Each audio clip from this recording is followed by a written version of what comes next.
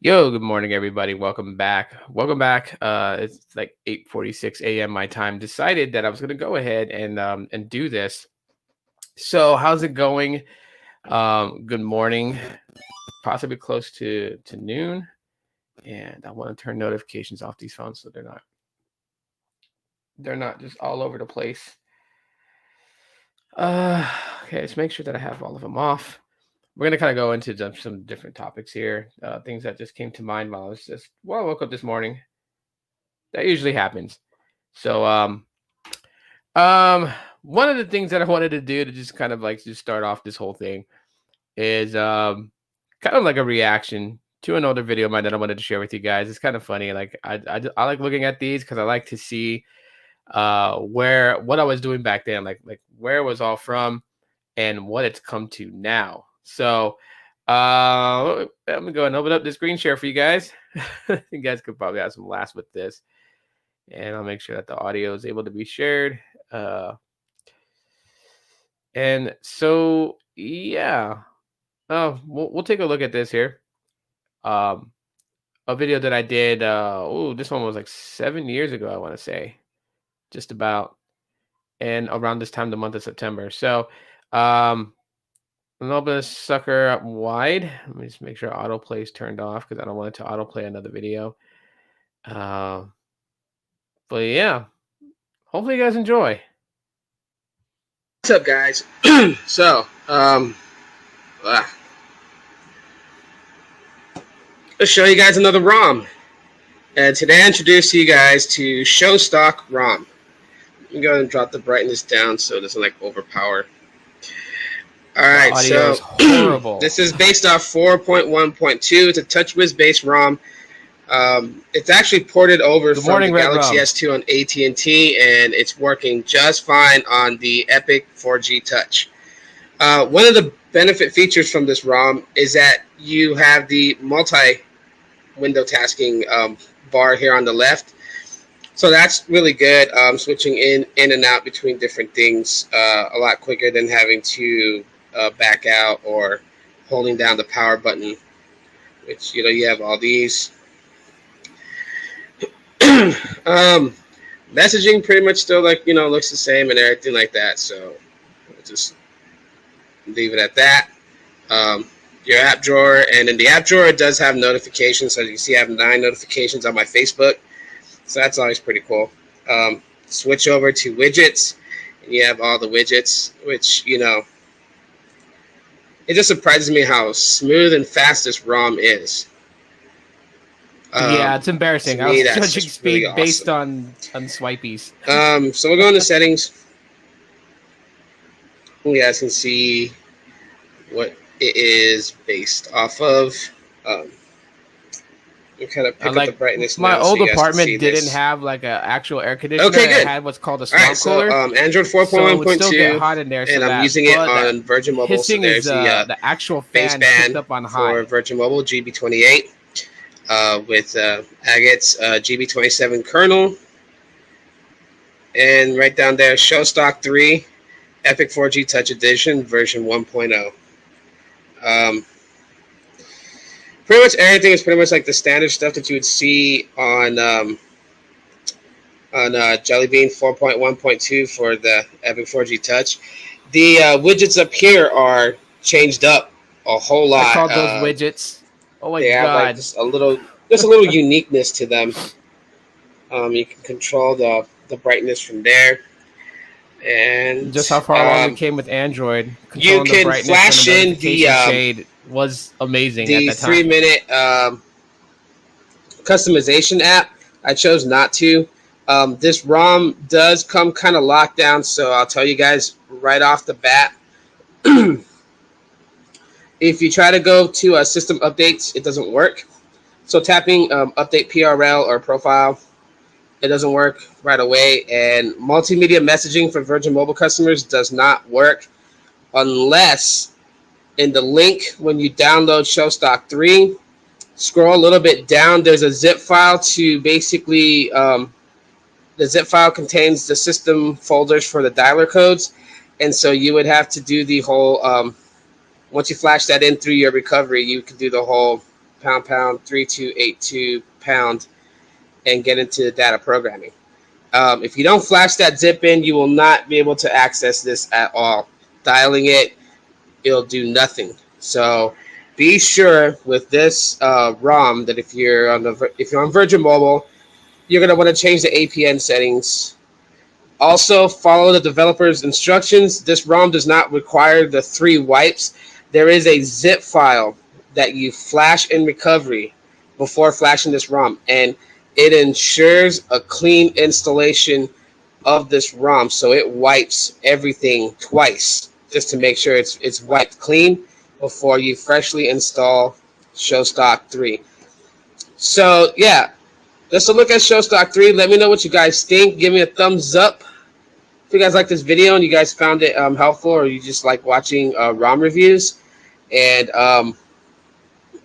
yeah, other than that, I mean, this ROM is just so smooth. I just like how smooth God, it just goes. So embarrassing. I'm judging the speed of a ROM from swipies. Yeah, that's all the goodness right there.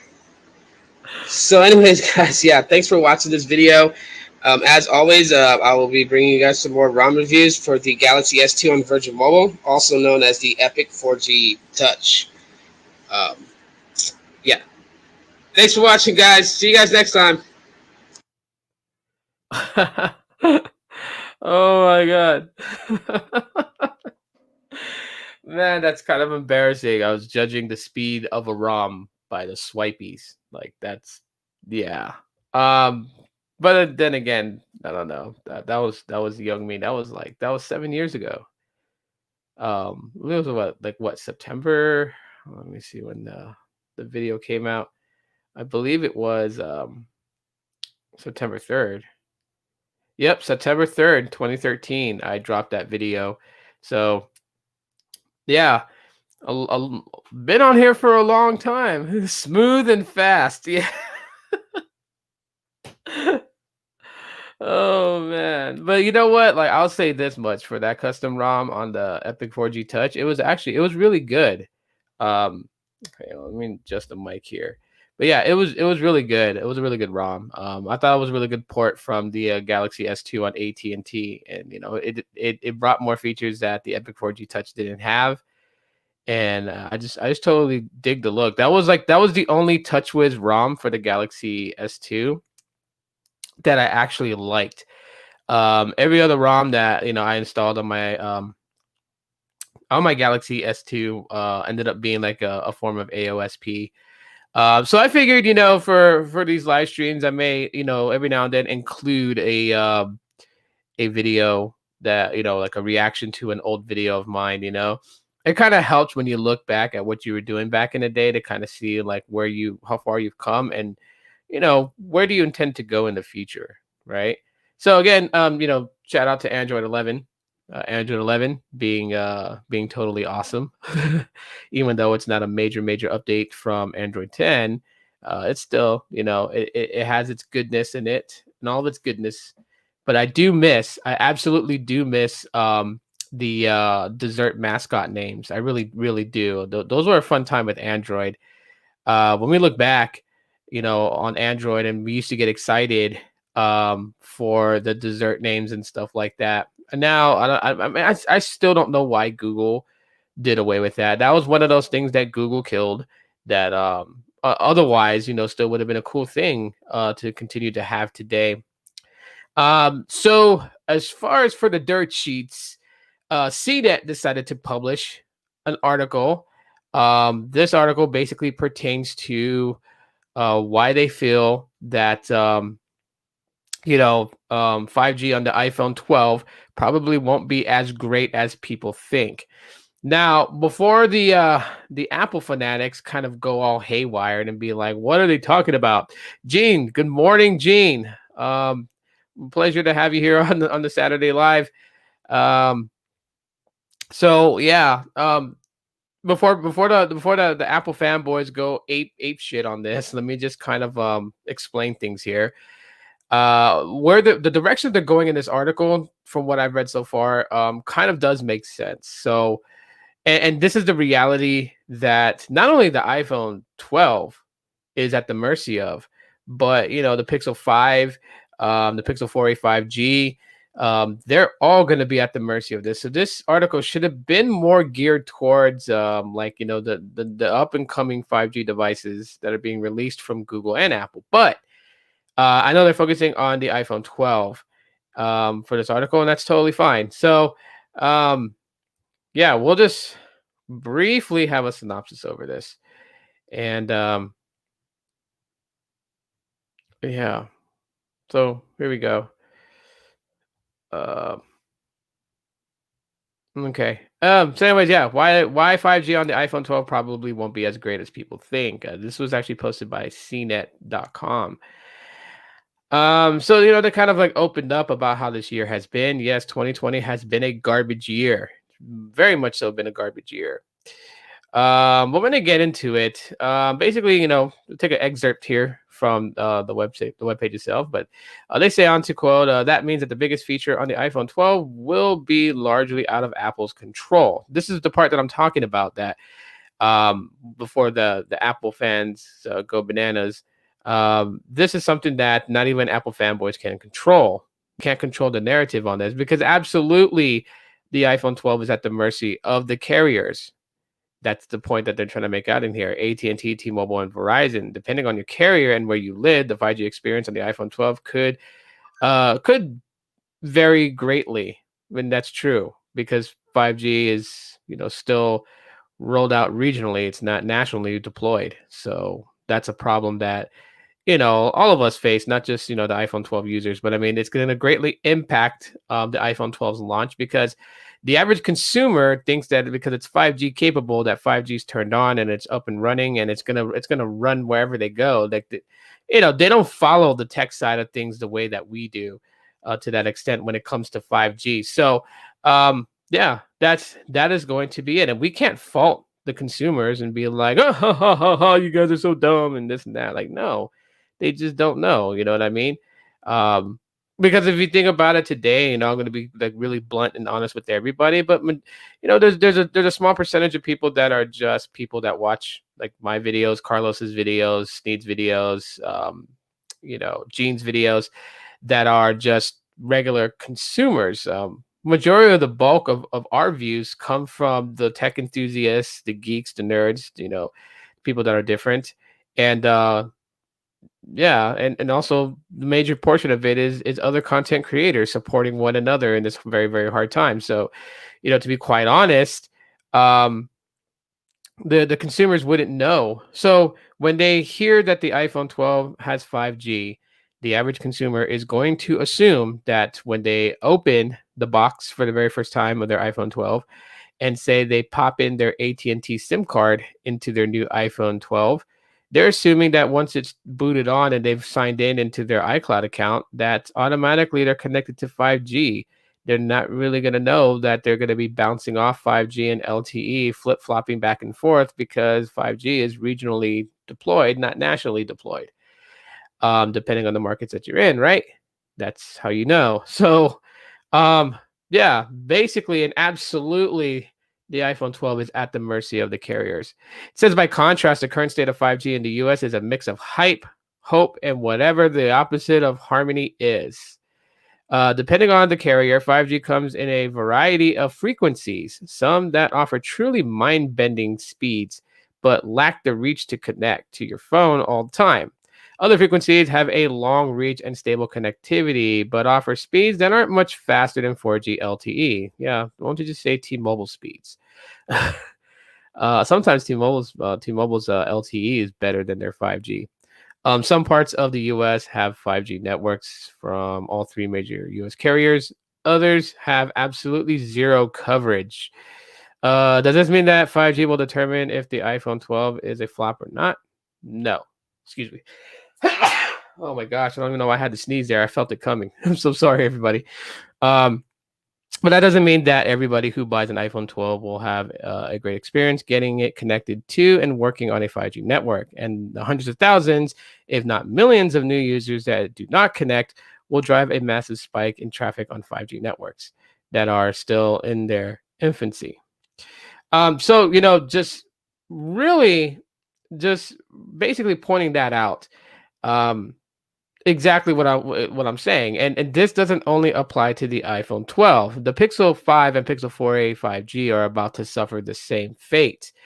And it has nothing to do with the manufacturer. This is completely out of their control. They have no control over the networks or how 5G is built out. They just don't have that. So, with that being said, it does. I mean, it's not really disheartening to that extent because you have to think realistically. Like this is what we live in now. You know what I mean? I can understand this being something that for everyone to frown upon and be upset about. Had this been, like if 5G had been nationally deployed already, then I can see like, okay, why is it my iPhone 12 connecting all the time to 5G? Why is it my Pixel 5 or Pixel 4a 5G not connecting to 5G? Like then you can start looking at the OEM and like, just kind of being like, okay, well, um you don't have the X60 modem because that's what Sneed and everyone's like raving about, right? So I'm just kind of throw that in there. But this phone doesn't have the X60 modem, so it's garbage. It's got the X52 modem. Those are some of the things that that people are going to go into when it comes to actually saying that it is the hardware rather than the carrier. But to be all honest, um, this was already known. So this article written by CNET was just like, where were you guys going with this? I mean, that's me, right? I like to read tech news and stuff like that. So I like to. That's something I would say is CNET. Where are you going with this? Because the average techie and geek knows this already, and the average techie and geek is going to tell their friends. And now the rumor goes they tell two friends, and they tell their friends, and they tell their friends, and so on, and so on, and so on. CNET, we got this, man. CNET, like you guys need to watch YouTube more often. We got this. We're explaining it. You know what I mean? Sneed is explaining it. Carlos is explaining it. Tech Extremist is demoing it. Carlos is demoing it. Lawrence is demoing it. Gene is demoing it. Like, there's a lot of people that are demoing it. What I mean by demoing, I mean that they're doing speed tests to kind of show people what types of speeds they're getting on different providers. So, yeah, we got this. CNET, like the way that George Lopez says, "I got this." Yeah, we got this. CNET, don't you worry, guys. Go ahead and peruse your sources to find more information to write up some really cool articles because definitely something that they need to do is write up more articles. Oh my gosh. Excuse me for 1 second. So, I guess my house turned into an ice box, and it's just like I'm suffering the fate. But anyways, so what can people expect from the iPhone 12? Expect the best that you could get out of it. If you're solely buying it because it's 5G capable, then you're pretty much on a whim. Magic Tech Review, what up, buddy? How's it going, man? I'm glad to see you here this morning. But if you're trying to buy an iPhone 12 because you want 5G, that's the realization you have to come to. One, it's not nationally deployed; it's regionally deployed. Two, each carrier's 5G varies, right? Verizon heavily dependent on millimeter wave, and millimeter wave is good. Okay, to be honest with people, it's good. Does it have the range? No. When you look at T-Mobile's quote unquote 5G and what they're dependent on, I mean, their speeds, when they say it doesn't differ from LTE, well, obviously, and that's the biggest problem with 5G today. And I think that a lot of guys like Sneed and Carlos them are really trying to like put out there. This is kind of like their biggest beef with, not their biggest beef, but this is one of the things they've been talking about that's kind of been a beef with T-Mobile, is that T-Mobile's 5G has a lot of consumers thinking that, true 5G speeds is equivalent and similar to LTE. And, if more and more people keep believing that, that's why we get more and more, tweets tweeted at us, or, posts shared to us on various social platforms, basically outlining that they're getting amazing 5G speeds when, they're doing a speed test, and the downlink is like, 250 megabits down, and the uplink is like 40 megabits up, and they're like, oh my gosh, amazing 5G speeds. Like, that's not true 5G speeds. It's not. It's never intended to be that. That's equivalent to like LTE Advance, given the fact. And even then, just on a side note, T-Mobile is known to fib the speed test apps, right? So allocates more downlink and uplink when you're doing a speed test on your device. But when you're actually streaming, like if you go to was it fast.net, I believe it is, to test, like, how video streaming would be, that becomes an issue. When you do a live stream, like if you were to go on Periscope and do a live stream, and you'd be all pixelated and they'll be cutting in and out, that's because there's your real speed test there on how much it can handle. And doing a live stream is not very network intensive, right? You don't need like 500 on the down and 500 on the up to have decent audio and visual qualities in your live stream. You just don't. I mean, if you had that much on the down and up, then yeah, definitely, you'd be perfect, right? You'd be like really clear. Imagine if you're doing it on a gig down, a gig up, that would be superb. But you don't need that much. And so roughly I would say, on the down, if you're clocking, 25 megabits per second on the down, and well, let's just chalk it up and say 50 megabits per second on the down and 20 megabits per second on the up. And like actual true downlink and uplink speeds, along with the latency being a little bit lower, then yeah, your stream's going to be good, whether on Periscope, whether on Instagram, on Facebook, it's going to be good. So we know that T-Mobile kind of fit that. But going back to everything, with 5G, the iPhone 12, definitely everybody that buys an iPhone 12, depending on the carrier that you're on, your 5G experience is going to be very, very different from the next person's. Unless you guys are all on, AT&T, or you're all on T-Mobile, or you're all on Verizon, everyone's is going to vary, and that's inevitable. So this article pretty much talking that point, saying that iPhone 12 users that buy the iPhone 12 are going to be at the mercy of the carrier as far as the 5G experience. Well, I mean, that's a no-brainer. It really took them a whole, how many days to write up this article to say that. I mean, yeah, we get that. It's going to vary. Most of us geeks and nerds are not stupid. We know that. Consumers don't know that, but I mean, yeah, I guess this is for the consumer, but everybody, even consumers, know that their data speeds differ from their other carrier counterparts. Obviously, is the reason why that when they were with one carrier, they decided to port out to another carrier. So yeah, I mean, to emphasize that it's all based on your carrier. You're at the mercy of them because of their different styles of 5G they are trying to achieve. I mean, that's rich.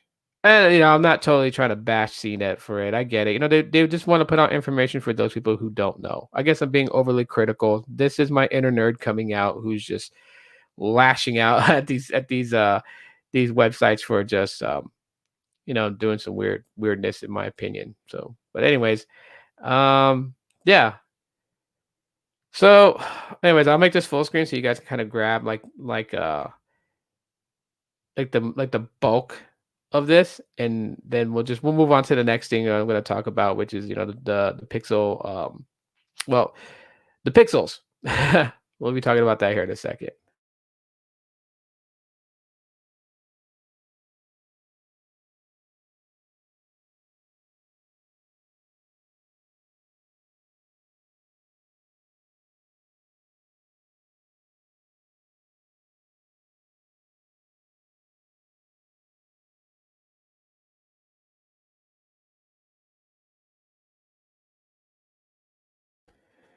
Yep.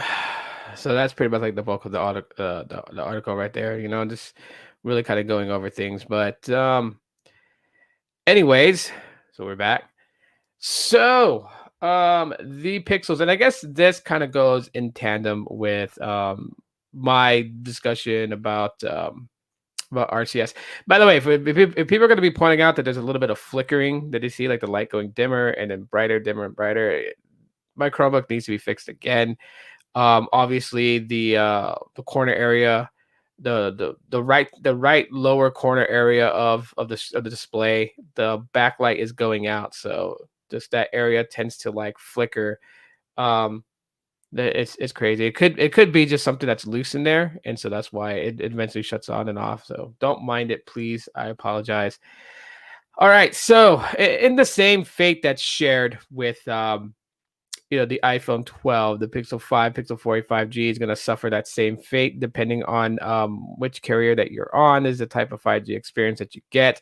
And then obviously, I believe it's been confirmed that if you get the Verizon model of the Pixel 5, that's the only one that's going to have access to millimeter wave. The unlocked version won't. The unlocked version will still only be sub 6 5G. Tana, what's up, man? How's it going? So that with Pixels, they kind of suffer that fate too as well, along with the iPhone 12. They're at the mercy of the carriers when it comes to the 5G connectivity. So just depending on the 5G that you have is pretty much where then it lies with it. Silva in the building. What up, man? Good morning, Silva. So with the Pixels, one of the hardest things, and this kind of goes in tandem with RCS, but kind of like a beginning part to this whole rant about RCS messaging. Devices that support DSDS, right? Absolutely annoys the hell out of me with DSDS, and that's a dual SIM, dual standby. Now, do I wish that previous Pixels that have an eSIM and that have a physical SIM slot, should it have been a DSDC, dual SIM, dual connect? Yes, absolutely. I think they should, have, of course, eSIM and physical SIM, and then be able to connect to both of them simultaneously, which means that being able to draw both cellular connectivity and data from the two networks that you have put into your, Pixel 4a, your Pixel 4, or your Pixel 3a. That would have been absolutely perfect. Because one of the biggest problems is RCS messaging, right? And this is still a argument that some people have, And while I am more of an Android person, right, and everyone knows that I love the Pixels, love is a strong word. Really, really like the Pixels, right? You can't be in love with an inanimate object. I have to change my verbiage on things, but it totally sucks because RCS messaging is good. I like RCS messaging, right? And people will argue that point and be like, it doesn't compare to iMessage.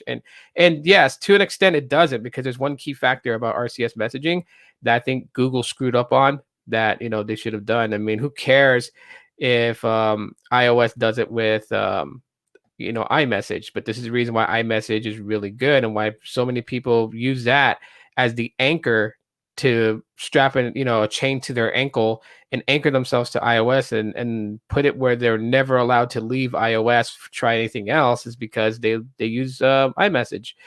And with the Pixels, with DSDS, there is no smart way for it to basically be able to have, to utilize the dual SIM, dual standby, and keep RCS messaging active on Android messages. The moment that you have two different SIM services on your Pixel device, and it immediately goes back to regular SMS, which is something that they're trying to phase out. That's the whole point why Google came out with RCS messaging. It's the reason why that a lot of people were frustrated with Google, because Google brings out RCS messaging and then they kind of lax on it, allowing the carriers and allowing other Android OEM manufacturers to pretty much decide when they want to use RCS messaging, which of course shows that fragmentation in Android is one of its biggest own enemies. Like they say, the biggest enemy is within yourself. Yeah, the biggest enemy in Android is Android itself. And of course, like they have to honor their promises, their commitment that Android's open source. So they're not going to go and start dropping the hammer on Samsung and LG and all this other stuff because they didn't conform to RCS messaging right away. However, I know that, Google had to be that one person in the room that's like, okay, I built something amazing. Come on, guys, let's talk about it. Here you go. Here it is for you guys to do your presentation because we're going to make millions.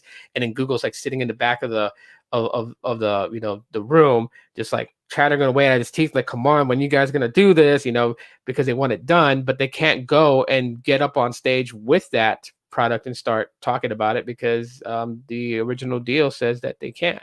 Right. And that's an analogy, by the way. People don't be like, really? Is that what they're doing? Like, no, that's just an analogy to explain how Google must be feeling. So when you have two SIMs in, a DSDS Pixel device, it defaults to SMS, and that totally blows. Now, you can have RCS with DSDS. I know this sounds a little hypocritical, but just listen and bear with me. But you would have to have all your ducks aligned in a row. And that's my analogy for basically saying that, say you have, Google Fi on the eSIM and you have AT&T on the physical SIM. If you have calling and texting from Google Fi as the default, you can't have AT&T's data as the default data being used. You have to also have Google Fi's data being default. So all three have to be aligned. And then when you're in Android messages, then you will have RCS active. The moment that you switch data, you switch from Fi and you go to AT&T's data, but you keep Google Fi's number for calling and texting, then you lose RCS messaging. Any text you send, whether it's to another Android user who has RCS, it will just send it to them in an SMS. That's absolutely sad. And that rolls into this last part a little bit here for this podcast, and that's RCS messaging and where did Google go wrong with it? Like, why? When people want to argue the point that, well, RCS messaging is solid. That when people are like, oh, but it's not like iMessage. In a way it is, from person to person messaging, it is, it feels like it. And anyone can tell me, well, you don't know what you're talking about. You don't. Yeah, I use an iPhone. Okay, I've used iPhones. I use the iPhone XS. I use a Pixel 4. I know the differences. See, here's the thing. Here's my major gripe with RCS messaging, and that's the fact that it's reliant on a phone number. It's reliant on a phone number rather than being reliant on your Google account. That is my cat crying this morning. I apologize. And then if you hear kids, it's my neighbors upstairs. They're so, on a side note, where I live at, and I'm not going to drop my location, but I'm just saying where I live at, if you know my location, if you're someone who knows where I live, because there are some content creators who know where I live, don't ever move to this apartment that I'm living in if I move out. Because my neighbors upstairs are just so rude. It's 9:19 a.m. It's a freaking Saturday. What the hell are they doing making that much noise like it's 1 p.m? Like, to me, they absolutely have no respect. And I'll tell you guys right now, I've dealt with them more than once on this. I've talked to them in person at their door to let them know. And I went with my ugly mug and my shaggy, messed up hair to let them know that, hey, MFer, I'm still asleep. Shut the F up, But yeah, they have no respect. Absolutely no respect. And so, I don't know. I wish it would just hurry up and go away. That's probably what they're doing. They're heading out for the weekend to go somewhere. So, like, get out of here. Plus, you know what? In the words of Rick James from the Chappelle Show, cocaine's a hell of a drug. Yeah, they are blitzed. They are blitzed, and I don't like the way they treat their kids. But anyway, that's on a side note. So, see, like, iMessage works, right? iMessage is connected to your Apple ID. It's connected to your Apple ID account, right? So that is why you can have a SIM card removed from an iPhone and still be able to send messages through iMessage to other iPhone users and be able to FaceTime them. And that is the same thing that I think that RCS messaging should have done. It should have been reliant on a carrier phone number. Should have been reliant on a Google account. This is where, like I say, like, there was a potential in Allo, right? Like, they wanted to do RCS messaging, and I know Allo had to be some sort of glimpse as to what RCS messaging was going to be. Just like the enrichedness of the communication between person to person using that app. I mean, Allo was it. Allo really, really did show us what RCS was going to be. Sending photos through Allo and video was pretty much the same as sending it through RCS. Sure, there was probably, like, very detailed differences between them. And hey, you know what? I'm not here to argue that point. I'm just saying that Google was trying to show us what RCS message was going to be with Allo, the launch of Allo and Duo. Charlie Murphy, Sneed, what up, man? What up, bro? So with that being said, when they killed Allo, they pretty much like, it was like, okay, they put everything into RCS messaging. Okay, got it. That's what it's going to be. But yeah, there's, in my opinion, their single biggest downfall was requiring a mobile number to be the backbone of what RCS message is. Like, it should rely on your Google account. They should have made it that way. So even because when you use RCS messaging, you can rely on data, you can rely on Wi-Fi to send that message out. So, even like after you set up RCS messaging and like, you plug in your mobile number, like if you go into the Android messages, you hit the three bubbles, you go to settings, you go to chat, you set that up, plug your number in, hit for it to, like verify, it verifies your number. Hey, babe, I didn't want to wake you up this morning. So I kind of went in here to do the Saturday podcast. I'm sorry I left you, but good morning. Good morning, and I love you. And you are beautiful this morning. So, but yeah, after you confirm your number with Android messages to activate RCS messaging and everything like that, from that point, you can take your SIM card out of your smartphone and still be able to send message over Wi-Fi. So what is the point of relying on a mobile number to basically activate RCS messaging? It should and always have been your Google account. Your Google account should have been the only thing that was needed to actually activate this. And because they're going away with SMS, so what was the point? They're going away. No matter what, like, you can't bend and say, well, we need the carriers, so we're gonna have it this way where it's set up that you have to use your mobile number to set up RCS messaging. Like, that's a bunch of baloney. Google, smart guys, geniuses, I'm calling your butts out right now. It's a bunch of baloney. You didn't need that, because there are other apps dependent on Wi-Fi that you don't see that they have to go blow smoke up the carrier's butts just to be able to have them work, right?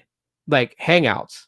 Hangouts still worked on LTE. You still send messages over LTE connection on Hangouts from person to person and chat, right? You could do that with Facebook messaging. You can do that with WhatsApp. I seriously feel like that Google kind of screwed the pooch here when they decided to go ahead and and implement RCS messaging in this particular way. It should have never been like that. And then people wonder why that those that use Apple get super they tend to show how they love being anchored to iOS by iMessage being the excuse. But then again, the idea that, well, not the idea, but how iMessage is, you can have a number connected to it, it's a secondary form that identifies you from one iPhone user to another iPhone user, but you don't actually need that number connected to your iMessage. Your Apple ID, the email that you use to set up Apple ID, whether you used your Gmail to set up Apple ID or you created yours on your iPhone, which would end with @icloud.com, that would be your connection, your caller ID connection or whatever, to basically have an account with iMessage. So when you send a message from iPhone user to iPhone user, you get that oh so lovely blue bubble that everyone talks about. That's like a thing. I really think that's where they screwed the pooch with RCS messaging. They really did. What could they do? What could Google do? Well, I mean, go back to format, because again, RCS messaging is not bad at all. It's not bad. Okay, it's not terrible.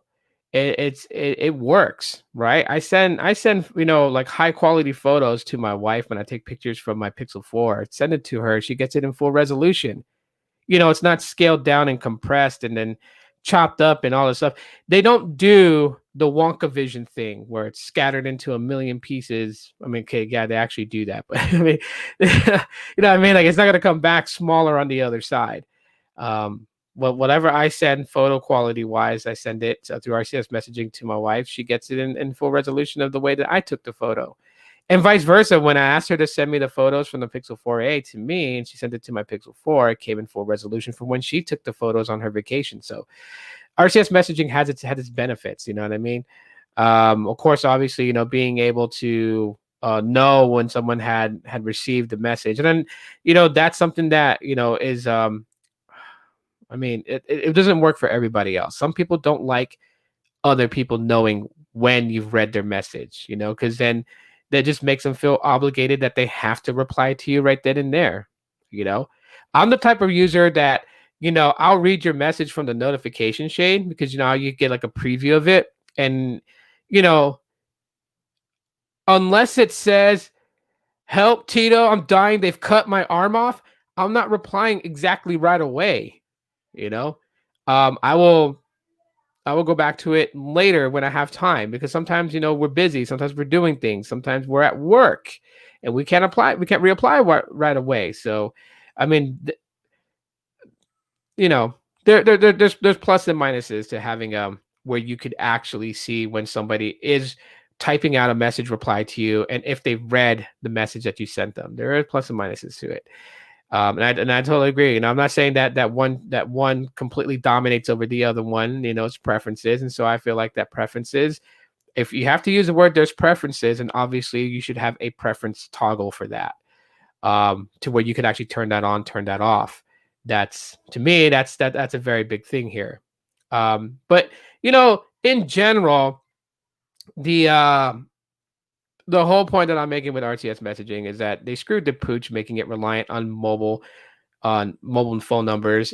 They screwed the pooch on just being like, kissing some really heavy booty to the major carriers. And really, Google should have just owned this whole thing with RCS messaging and just been like, yeah, you can use regular SMS with your carrier if you want to, but if you want to have that enriched experience, the rich communication experience, then go into Android messages and activate chat. And your Google account will be your anchor. So then that way, when you're off Wi-Fi, you don't have a mobile number to set up with this. You can still do it with your Google account. I mean, because some people just don't have it. Like my kids. My kids don't have a full-fledged phone number from a freaking carrier. So for them to set up RCS messaging, what the hell are they supposed to do? That's my point. It should just be directly set up from Google, from your Google account. That's really where I'm just focusing on that. So anyways, guys, that's pretty much all I have to say on RCS messaging. And of course, DSDS with the Pixel, it kind of sucks too there, and that's where it goes back to that.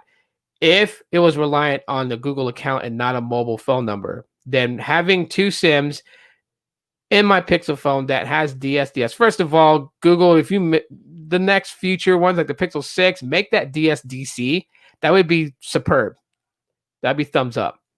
But if you were running DSDS and RCS messaging was reliant on the Google account rather than a mobile phone number, you'd be able to still take advantage of that running two SIM cards on your phone, whether you switch, the data from Google Fi to AT&T SIM card, it would still work. It wouldn't kill off, and then every message you send from Android messages is an SMS, because that's what irks the hell out of me. You don't need to have your ducks in a row on a dual SIM, dual standby device to be able to utilize RCS messaging if your Google account was the only thing you really needed to have the RCS experience active on Android messages. I rest my case. Anyways, guys, I got a few more minutes here left, so I don't know if you guys want to watch an old video of mine and watch and me react to it, or I can peruse Google News to see what else is there. Yeah, because there's a lot of news coming up here, like the Galaxy S20 Fan Edition specs confirmed. They talked about that. Or you guys can just laugh at me on a very old video, because I just shared one in the beginning of this podcast, and Red Rum was laughing at me because I used to judge speed on the custom ROMs by swipies. And yeah, I don't know. It's really up to you guys. This is not really going to be that long. I mean, yesterday was pretty long, 4-hour long. Live stream was pretty insane. Oh yeah, Sneed was in here, or still is in here. Hopefully he's still in here. Got two phones in the building. for free. Yeah. Yep, Gene. 2 phones is in here, bro. But it's a Saturday morning, so you guys probably have a lot to do. I'm not gonna hold up any much more of your time. I do appreciate those that came in, that stopped by. I want to give shout outs to all that came into the live podcast. We got Red Rum that was in here, Magic Tech Review that popped in for a little bit or possibly still here. Gene G Tech Review also for being a member of the channel. So he's he's got his exclusive pass into the team, and hopefully you enjoyed the video I dropped for you guys. That video will be live for everybody else on Sunday. Tana So Lit, thank you so much, sir, for coming in. Really, really appreciate you for stopping in this morning. Siova that popped in here as well. Appreciate you coming in, bro. Hopefully your Saturday, your weekend is doing good, man. You're making moves and just living life, bro. Hopefully it's all good. Of course, to my lovely wife, who I probably woke up, or maybe my brontosaurus neighbors woke up because of all their stomping around and their loud talking at freaking 9 o'clock in the morning. Let's see. We had 2 phones that just popped in right now just for a little bit. So 2 phones. Thanks for coming in. Really appreciate you, bro. So that's it for this weekend's podcast. Thank you so much. For those who watched the replay, #replay crew, if you got that blue wrench, yeah, mod squad, right? I got to come up with my own. I feel like I'm stealing from Sneed. It's not fair. I'll come up with something else. But I still love that #form Voltron, man. Oh my gosh, that's a good one. When you send the mods after a troll, just get them. That's cool. That's so cool. But anyways, guys, enjoy the rest of your weekend. Podcast returns back Monday morning. See you guys then. That's it for right now. Oh yeah, by the way, I am doing a gaming tonight. So for those people who liked watching the game Guilt that I was playing, I'm going to continue on playing tonight. I know I was supposed to play it the other day, but I ended up just hopping on my friends' live streams, and I just got passed around, like a toy or something. So, but I'm gonna do it. I got everything set up. I don't know why I did that, and that was about to fall. That's not cool. But yeah, everything's set up. I will be doing that. Probably say maybe about like I want to say like 7 p.m. because Carlos is going live tonight, 5 p.m. and I said I would join him. So, but I mean, unless something else comes up. Anyway, guys, thanks for watching the podcast. You guys are clutch as always. Aloha. Take it easy. Enjoy your Saturday.